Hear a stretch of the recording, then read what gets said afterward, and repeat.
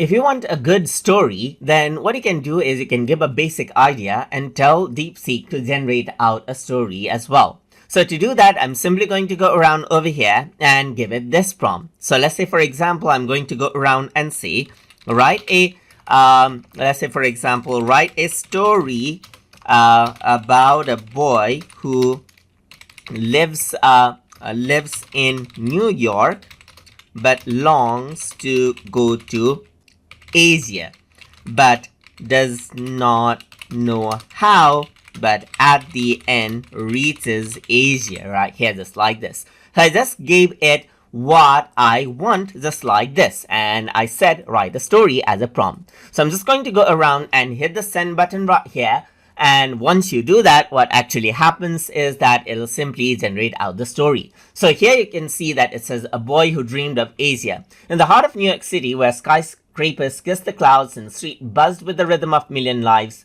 lived a 12-year-old boy named Leo. Leo was an ordinary kid in many ways, and he loved pizza, played video games, and dreaded homework.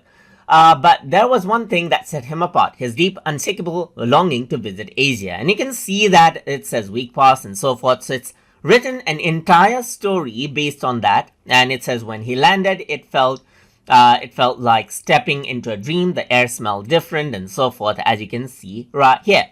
And that is how you can go ahead and generate out an entire story just by using a prompt inside of DeepSeek. So hope you guys learned something as always. And as always, please like, comment, share, and subscribe.